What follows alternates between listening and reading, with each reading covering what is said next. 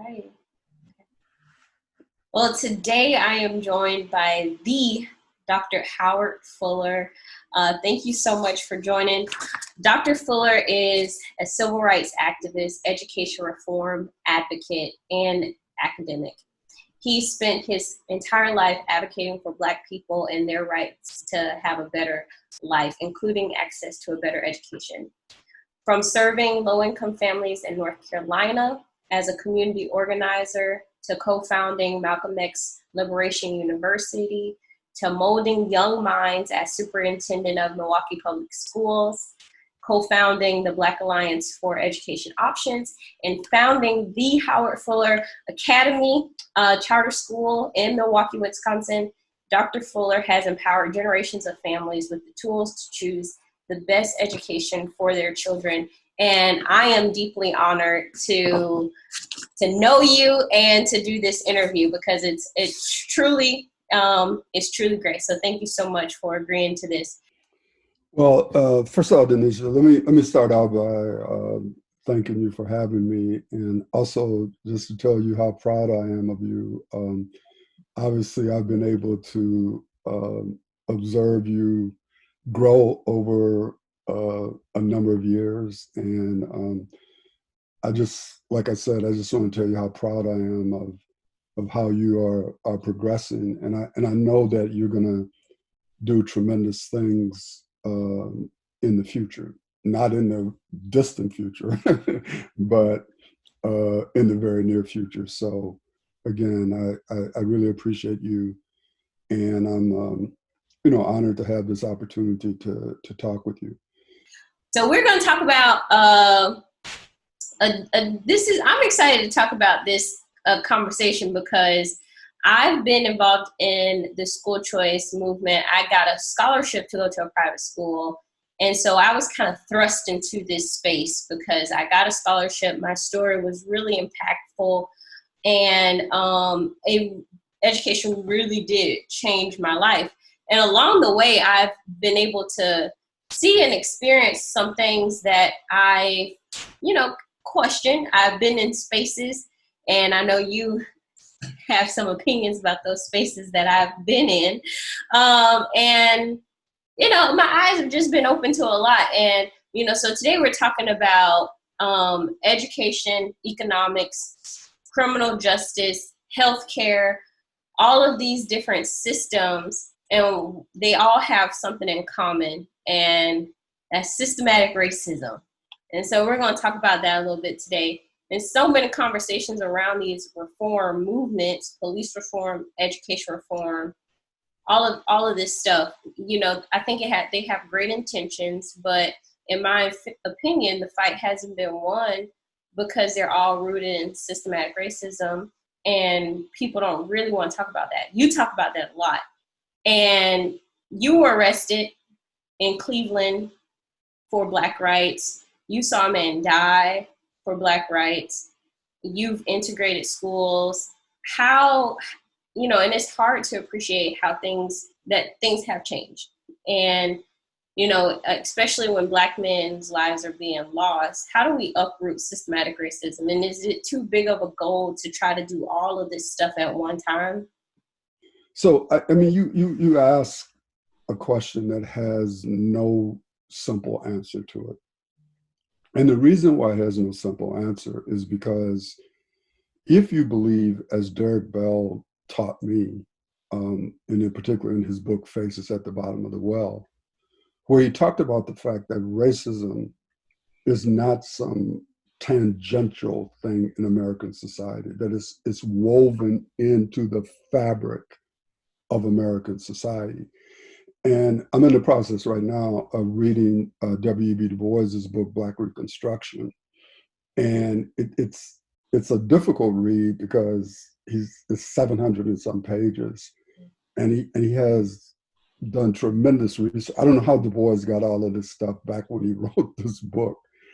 But you get into like the history again of how we were brought to this country and what happened after we got here, coming at initially as indentured servants and then later on as slaves. And so once the decision was made to enslave us, it meant that we were critical to the economic underpinnings and building of this country. But in order to enslave us, you literally had to institute racism in every system in the country. And of course, when you go back and look at the Constitution started out by defining us as 3/5 of a human being for purposes of taxation. So when you ask that question today, well, how are we going to eliminate systemic racism? I really don't know the answer to that, because you'd have to dig so deep into the very foundations of American society that it's unclear to me, A, whether or not there's any real political will to do that. And even if there was the political will, is there a roadmap or pathway to actually making that happen? So I think what we're left with is trying to figure out, how do you attack racism in the subsystems in the country? And what I mean by that is, education or housing or the police or healthcare. So the goal is you try to look at those systems and you try to figure out, okay, how do you root out racism in those systems? But the problem that you immediately run into is that those systems are a reflection of the country. And so it's like this dialectic, right, of this relationship between the very foundations of the country and then the systems that have flown from it. And so I guess you could make the argument that one way to get at the root would be to start changing the manifestations of the root, so that if you could really figure out how to radically alter racism, let's say, in the educational structures in this country, would that then have an impact on the foundation, because of that relationship between the two? And I think that the way that you pose the question, is this just too much? My view is that even if it is, quote, too much, you have to begin by tackling it, right? You can't change stuff by saying we need to change stuff, but it's too hard to change stuff. So then we go sit down, right? So if we start out just trying to attack it at the subsystem level, meaning subsystem of the country level, that could be done. The question then is, how much progress can we make without ultimately getting at the foundation? And so that's why I think I don't have an answer to that. And that's why I think it's such a complex question. But I think from my standpoint, I've always decided that I don't know how to deal with the macro, but let me at least start attacking it in whatever ways I can figure out. So when talking about systematic changes, especially with education, do you think that impacting education and beating the drum of education reform is going to impact economic reform and kind of that domino effect that you talked about earlier with, working in one silo and inevitably to affect others? So you think that those two are hand in hand? Like when you teach, when I was teaching sociology, right, and you would, teach about the five main institutions of a society. I think it was family, government, economics, the legal system, and education. That there's an interrelationship between all of those, institution arrangements, right? So something you do in one clearly can impact what happens in the others. I think at the end of my book, I really said that I feel like education is a rescue mission more than it is a catalyst for systemic change. And what I meant by that was the work that we do, I'll use you as an example, right? Is that you give someone an opportunity who may not have had that opportunity. And by virtue of them taking advantage of that opportunity, it changes the trajectory of their individual lives. You then hope, obviously, that, and you're already doing it, are going to do more, is that what you will do is then change the trajectory of some other young people's lives, right? And so to a certain extent, what you're doing is you're trying to change the various systems that you impact and that these kids impact by giving you the capacity to work for change across systems. But what I know for sure is that the work that we've done has changed the trajectory of the lives of so many young people. But it doesn't necessarily mean that it leads to broad systemic change. But what you hope you're doing is changing their lives for the better. And as we said before, you hope that they're going to move on to try to make changes broader than just for their own individual lives. With the conversation of Black Lives Matter and we're talking about Black minds, education, and in that even, emotional health. How should those two issues be separate when talking about it too, or should we try to link those two together? I think they're linked. I mean, even if you try to unlink them, I mean, they're linked in the sense that it's hard to talk about saving people's minds if they're worried about dying, whether it's dying from the virus or dying at the hands of the police or dying from violence within our own community. So the reality of it is that there is always a link between your life and your mind, right? And because in certain ways, what we've decided, we being people like you and me, by working in education, we've decided that by trying to save as many kids as we can, by instilling with them the type of educational skills that they need to try to engage in transforming their world. We've made a decision that we think by working on education, that it does a couple of things. Number one, it gives these young people the best chance of trying to have some type of decent life within the context of their world. But the second thing that you hope that you're doing is you're instilling within them an attitude that I have to radically transform this world to make it more equitable, or to try to remove as many of the inequities in the society as I possibly can. So that you want to give people these intellectual and practical skills so that they can actually engage as socially and economically productive citizens.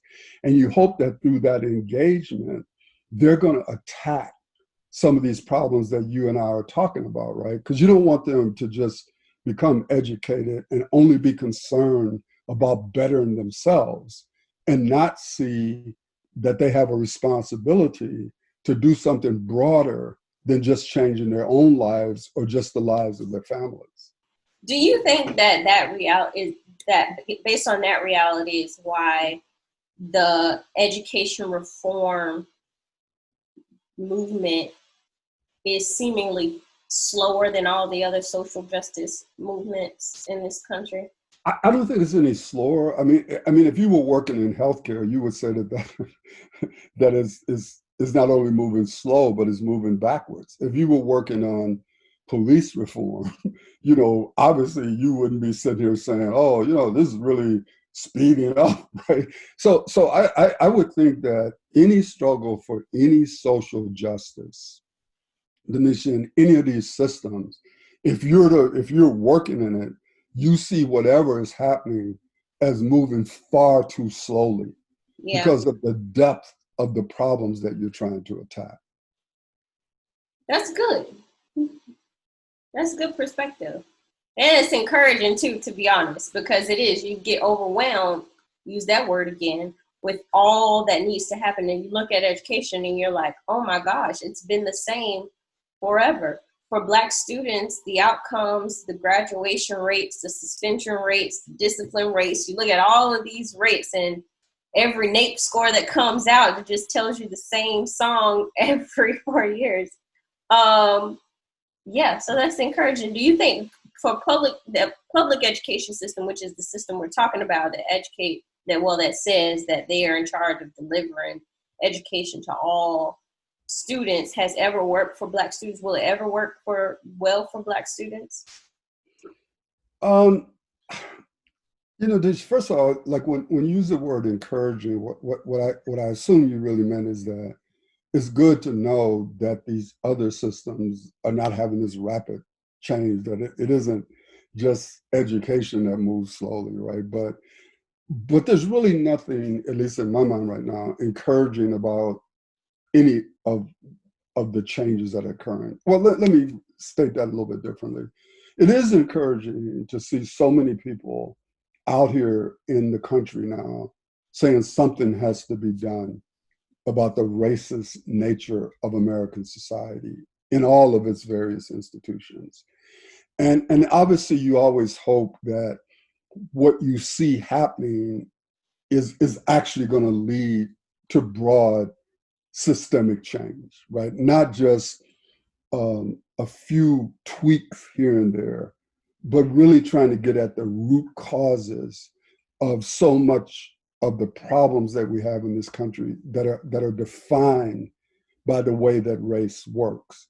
Mm-hmm. The thing that makes it difficult is that I'm sitting here today. Today is July 9th, 2020.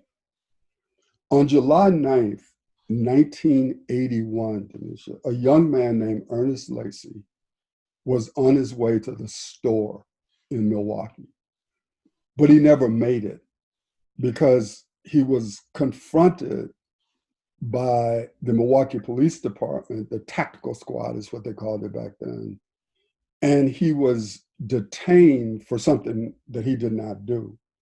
In the process of detaining him, they put their knee on Ernie Lacy's neck and he died. So that in the same way that George Floyd was killed in 2020, Ernest Lacy was killed in 1981. So I sit here 39 years later saying, where's the change? So people say, well, things have changed. The question is, to what extent have they changed? And what is it that we're counting as change, right? And so when we're fighting on the educational front, the fact that there were not any real options for low-income parents prior to 1989, to see where we are today, you have to say that change has occurred. But you know, and I know, that the pushback against these options is more fierce today than it ever was. It has never not been there. And today, there are people at the highest level who are pushing as hard as possible to try to deny these options for low-income and working-class parents. So even though you see certain things happen, you know that there continues to be resistance. And at different points in time, the resistance can overwhelm the progress that you thought had been made. And so that's why you got to remain totally vigilant over a long period of time, because the forces that we're fighting have not gone away.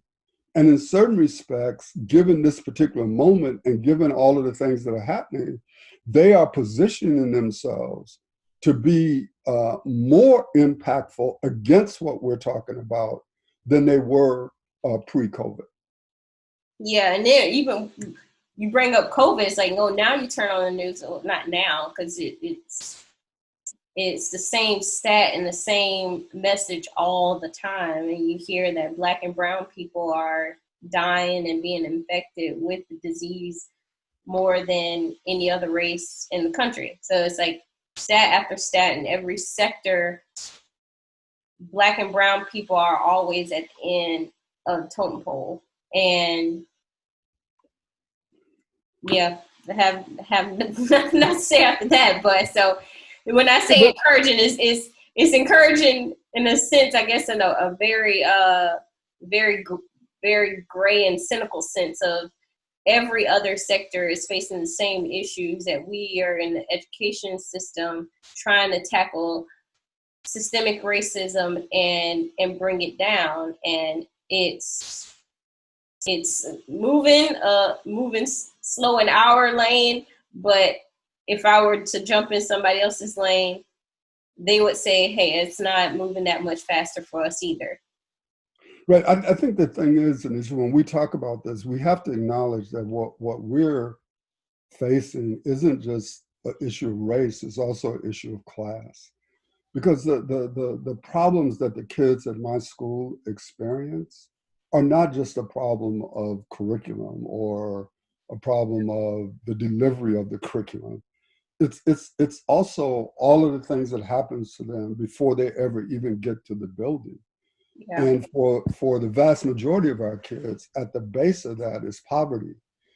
So the issues of not having enough food, not necessarily living in adequate housing, not having health care, not, their families don't make enough money to provide them with the basic necessities that they need.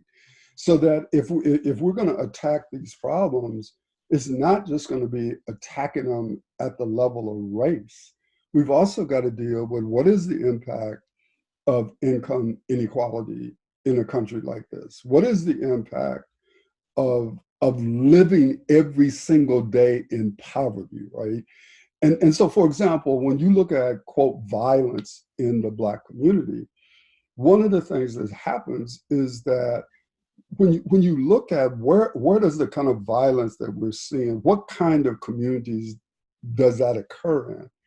And for the most part, it occurs in communities of poor people, right? Because of conditions of poverty. But what happens is when a disproportionate number of the people who are in poverty are Black or brown, and the violence and stuff occurs, we then racialize it and say, oh, it's all about Black people. No, it's all about Black people who live in a certain condition of poverty and live in situations where this type of violence and et cetera occurs. And so we have to be very, very careful when we talk about things like Black on Black crime and all of this, because there's just such a tendency to racialize something that is fundamentally a problem of class or fundamentally a problem of the lack of material resources in a community.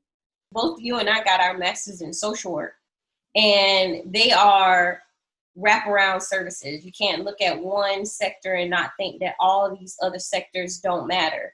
And that's like one perspective that we both have of looking at all systems, having a micro, a macro, and a meso outlook on the world, looking at people as whole people and not cutting off one limb to focus on the head, whatever. But in school, I don't know if you did while in graduate school, talk about education as one of those social justice issues. It was really mostly focused on housing, focused on criminal justice reform, focused on all of the healthcare reform, focused on other types of reform, and education wasn't really a part of the conversation.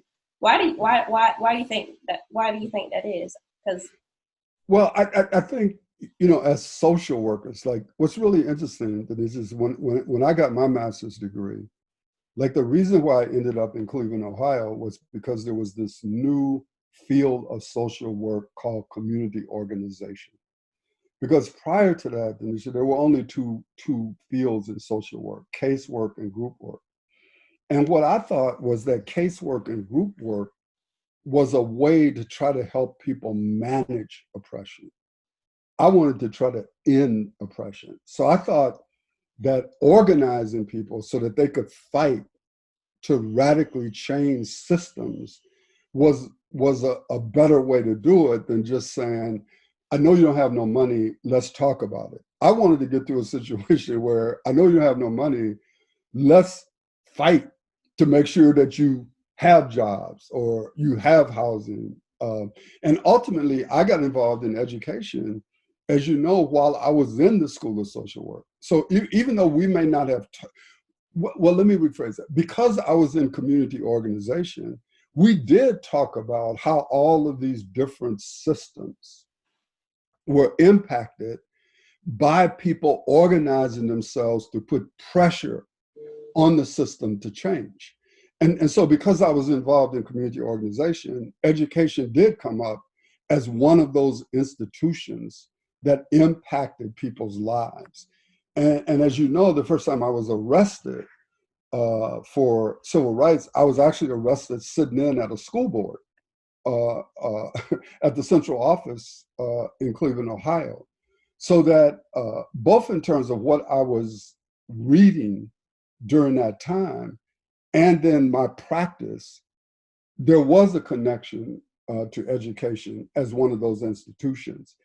And the other thing that was really interesting is that I remember reading a book or article by a guy named Frank Reisman, and it was called Dirty Workers. And the argument that he was making was that people like the police, social workers, parole officers, he had a whole group of people that society would hire to do, quote, the dirty work.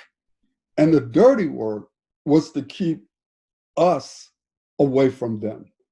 And so today, for example, when you hear police officers saying, you know, what's the problem? We were trained to do exactly what it is we were doing. But it's because a lot of what you had been doing was kept out of the public eye. And it's with the advent of you know, recorders and phones, and that all of a sudden all of this stuff burst out into the public. But then people who are asking, well, what's wrong with you? This is what you all trained us to do. This is what you told us to do, because this was our job. And now all of a sudden the problem is we're trying to say, no, but we didn't really mean that. Well, what did you actually mean?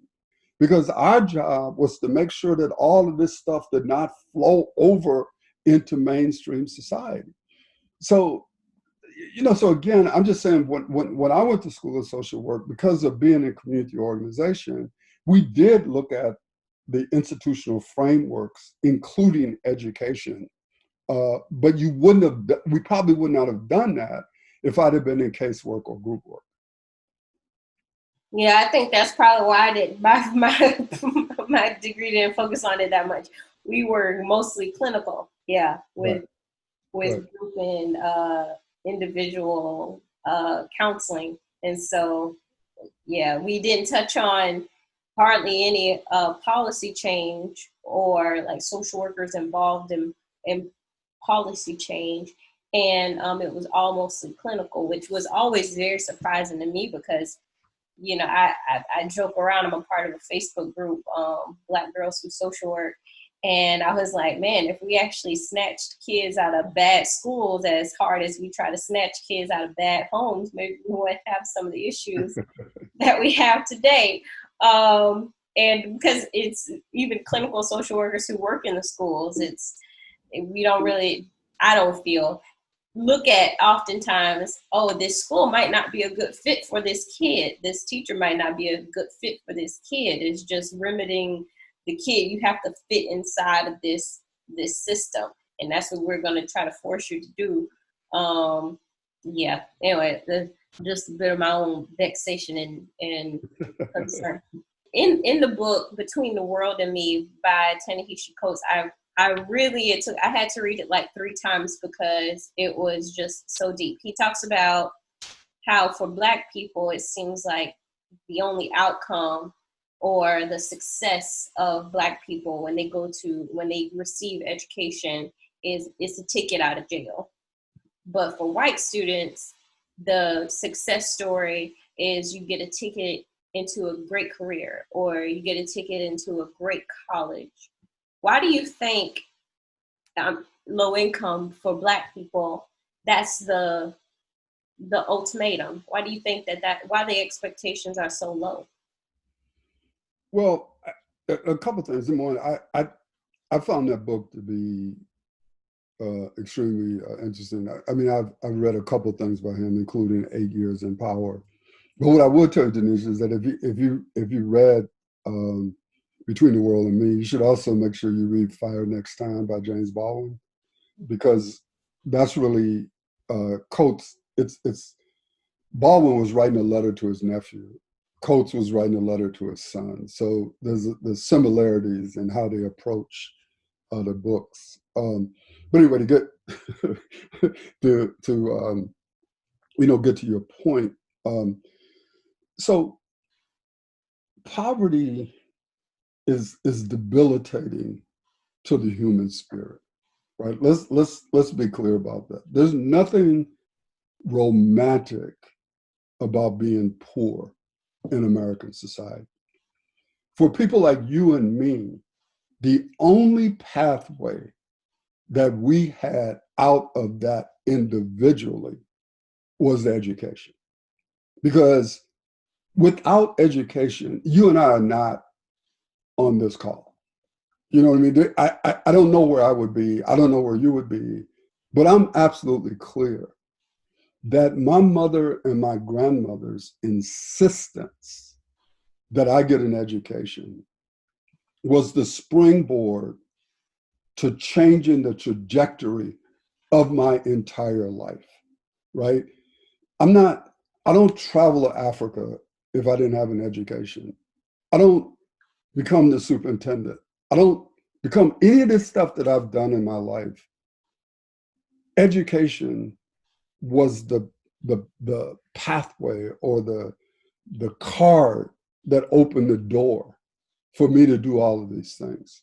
And so the reason why you and I fight so hard for education is because we know what it means to have it, and we know what it means not to have it.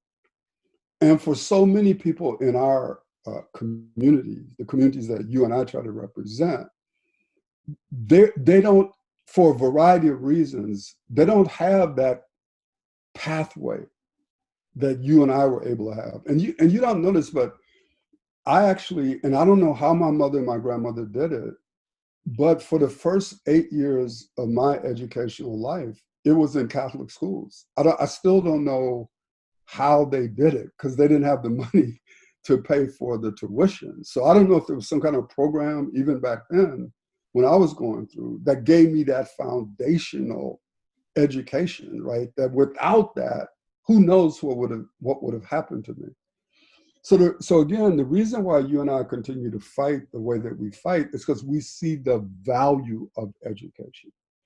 But what I want to continue to say, though, is because you and I are individually better, we should not confuse that with broad systemic change that would impact so many people in the communities that you and I come from who were not able to get an education or didn't have some of the opportunities that you and I have. And so we have to continue to fight for them, not just to have them be able to get an education, but also to make sure that they have adequate housing, that they have food, that they have clothing, that they're not being killed by the police, right? So we can't act like because you and I have gotten an education, that education resolves all issues, because it doesn't. But at the same time, it is one of the most critical levers that we can give to people who are trying to claw themselves out of poverty. You've hosted a lot of rallies, debates at the 2020 presidential debate. Talk to me a little bit about them. Well, what happened was that in July of 2019, after the national conference on charter schools, Steve Perry and I decided that we needed to organize a group of Black and brown charter school leaders to push back against Bernie Sanders, because at that point in time, Bernie Sanders had come out and attacked charter schools. And so on July 6th, Steve and I convened a call of probably about 20, 25 Black and brown people who were charter supporters from around the country. And we decided to come up with an action agenda instead of just talking about how horrible things were. So 3 days later, we had another call because on the first call, people came up with ideas and I'd sort of put them all together and send them back out. And then we had a call to say, okay, here are all these ideas. Which ones are we going to make actionable? And so on the July 9th call, Roland Martin was on.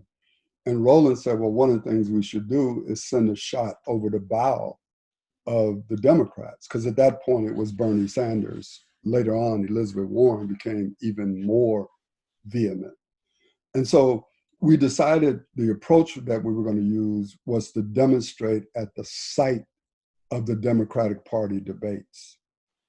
And the first one was in Houston. And we ended up, having a rally the night before, had about 300 parents and kids and supporters. And then we were in front of Texas Southern, where the debate was being held. And we learned something from that. And we decided to don't do any kind of rallies the night before, focus everything on the site of the debates. And so then we were in Ohio at, I forgot the name of the college, but it was in Ohio State University. No, it was Oberville or something like that, right outside of Columbus. And so we demonstrated there. And then the next one was in Atlanta. And we demonstrated at the Tyler Perry Studios, which is where it was. We had about 350 people and we had a band. So we drowned out everybody else who was in the free speech area. And then that next night, the Powerful Parent Network, led by Sarah Carpenter from Memphis, decided to, in essence, disrupt a speech by Elizabeth Warren. And so I was there in support of them. And we ended up with this meeting, and there's a videotape of us having this debate with Elizabeth Warren where she lied about the fact that she sent her kids to private schools, or one of her sons, or a son. And that's all on tape. And she lied. And then the next day, she had to come out all well and try to correct it. And then the next one that we did was in Los Angeles, where we had the largest number of people. We had over 1,500 people. And we actually shut traffic down in parts of LA during the rush hour, which was interesting. And we were all set to go to Arizona when COVID hit. And so our objective was to try to stop the Democratic Party from having a negative charter platform. But all of us were talking really about two things. Number one, we wanted parents to be able to determine where they wanted to send their kids. And we wanted them to be able to, we wanted Black and brown people to be able to create schools that will work for kids. So it was really a broader choice position, but it was centered in charter schools. And so the Freedom Coalition for Charter Schools, which is the name of the organization, I stepped down as the co-chair. So Margaret Fortune from California and Steve Perry are co-chairs. Right before I stepped down, we sent an open letter to Joe Biden about his so-called unity task forces, and in particular the one on education, which includes no parents, which includes no people who are supportive of parent choice in any form. And so another letter was sent after I stepped down, really, asking for a meeting with Joe Biden. And so given where Biden is at this point in time, he and his party are likely to have a negative platform on parent choice and charters. The problem that we have is that most of us, and I include myself, believe that Donald Trump needs to be defeated. And so the issue for us is how to push Joe Biden, but then at a certain point, I'm just speaking for myself, I'm going to vote for him. And then to the degree that I'm involved in stuff, and it won't be as much as I have been, obviously, to be able to fight him on the other side were he to be elected president of the United States. Who? Biden, if he's elected to Yeah. organize stuff, even though I'm going to support him. Yeah, so that brings me to my next question, because Trump, then administration, supports school choice. And that's that's a real problem, though, Denisha. You and I have talked about it, because I think that Donald Trump is a despicable human being. I think that he's a danger to democracy. I think that the problem comes when he stands up talking about parent choice is a civil rights, whatever. Donald Trump don't have no right to say anything about civil rights on any level. And so to me, it is not a good thing that he's out there talking about parent choice, because he's a racist. And so to talk about, oh, well, I support parent choice, but I'm against the dreamers. I think that some of these people who over there on the other side are good people. They're these S-hole countries. And now that speech at the Mount Rushmore and his tack right now, he's clearly racist, and he's doing everything that he can to divide the country. So for him to talk about, I support parent choice, that to me is an insult, because what you may mild support for parent choice, but you oppose the parents who are making the choices. And so that's just a contradiction that is not acceptable. And so even though I disagree with Biden on this policy issue, I disagree with Donald Trump as a human being, and plus the destruction that he has wrought on this country. And so he is not fit to be president of the United States.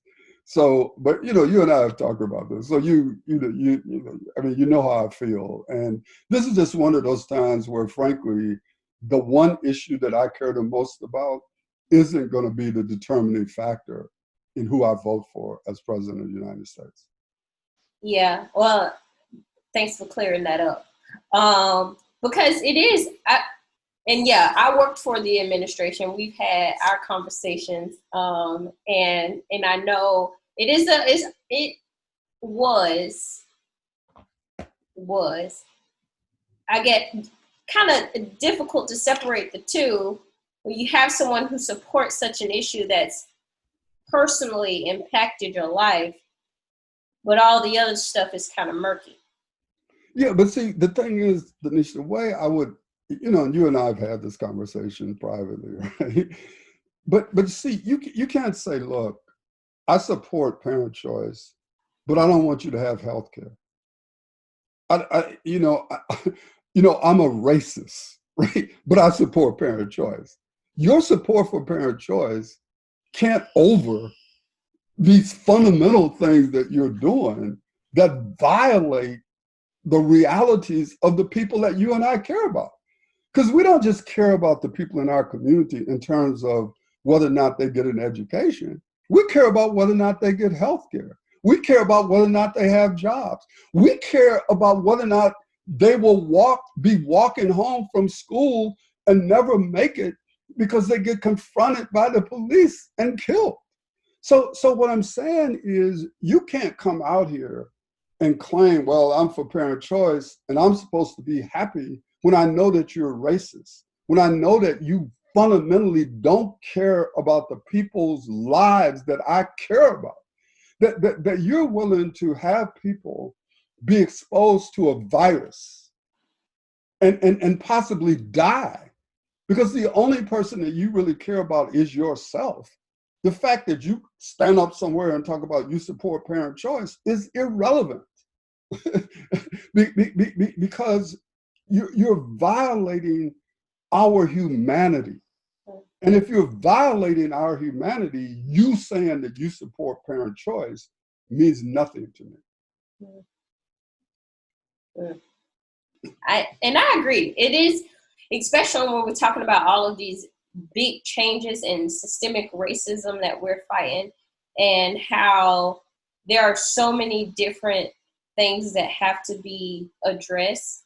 We have the criminal justice system, we have healthcare, education, and looking at all of them. And back to the reference of us as social workers, we view the world as view people as whole people. You can't address one without looking at everything else. You can't say, oh, I'm going to fill your mind with so much knowledge, but you're going to go to school starving, or you don't have, we're not going to feed you when you're sitting with us for 8 hours. We're not going to talk about transportation, because it is a holistic conversation.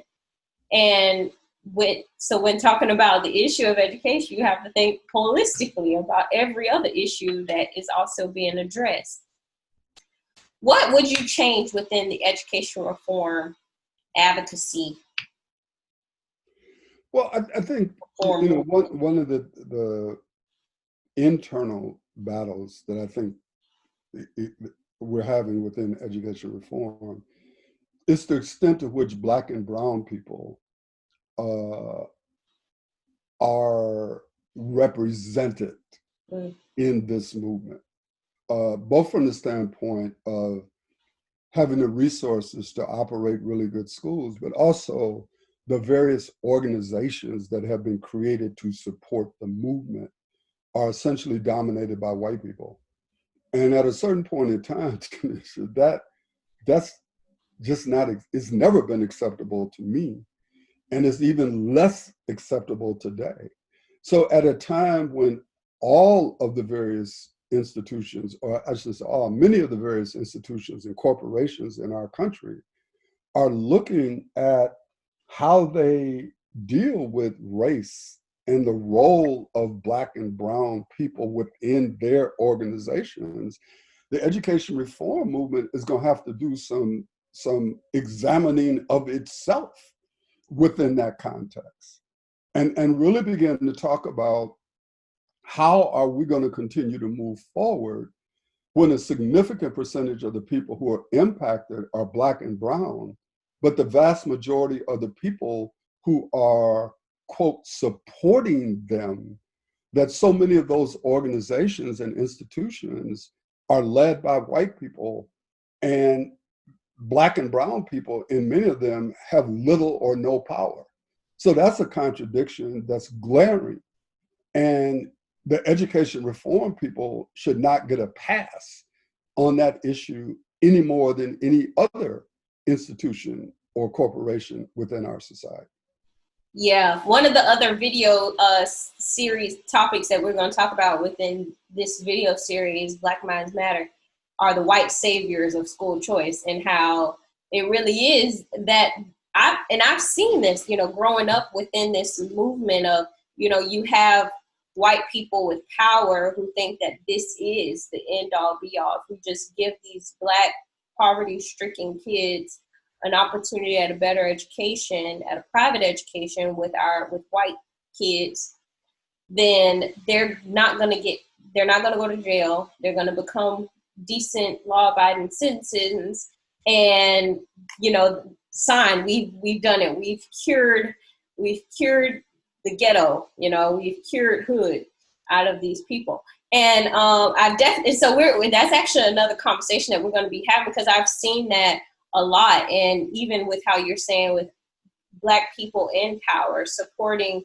Black organizations who are even supporting Black educators, Black schools, it is an issue, esteeming the user, because for a bit, I'm one of the first people who became a beneficiary of school choice and got a job and started speaking out on it and getting paid to do it. But for a bit, that wasn't necessarily the case.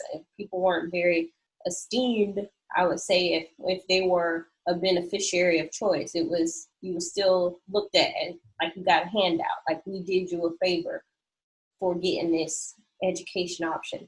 But yeah, I agree. That's a rant from me, but it is definitely an issue. And I think that is where the new iteration of school choice and the reformers really have to move into, of empowering Black people, and not just saying, oh, we're the white savior, we're just going to give you a ticket and here you go.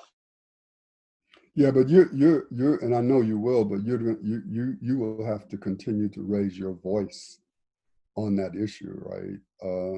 Because um, you know, I have been talking about it, and there's others who've been talking about it for years and years and years and years. The question is this so-called inflection moment in our country also a moment for people within the education reform, quote, community to examine where they're at on this critical issue of race and how race shows up in their various organizations and the way those organizations function. Yeah. No, it is definitely a point of contention. I've seen it in the circles that I walk in, where it's the school choice issue, giving low income families access to a better education, is not separate from racism and addressing racism at its core, because so much of it is rooted in it. And that's one of the reasons why I wanted to start this series of talking about this tough issue. And we can't talk about education reform and not talk about racism, because they're one and the same thing. In order, Black kids not being educated is rooted in racism. Black people not having it, being illegal to read, for a Black person being killed because you want to read a book, that was racism. And even today, and so I see a lot of people where they don't want to talk about racism, but they want to help people get a better education, and that's not right. It's one in the same. It's one in the same conversation, and not want to talk about these tough issues publicly, but support giving Black students the right to get a better education. It's not right. And I've been, especially in light of recent events with George Floyd and all the protests happening all across the country, it's been more apparent to make that line very clear. Like, we're addressing it's the same issue. Racism is, yeah. I do want to say on the thing about George Floyd, I want to make sure that people recognize that there are Black women who are being killed. I mean, Breonna Taylor is just one example. And a lot of times the violence against Black women doesn't get highlighted in that way. And I think that it is important to make sure that we do that. Yeah. Any last words or anything you want to leave with people? Oh, not really. I mean, I just want to, thank people who, been supporters of mine over the years. And, I want to wish people like you well. I mean, I know that you're a fighter and you're going to continue to fight out there. And so, always, if there's ever anything that I can do to help you, all you got to do is, holler at me. Thank you.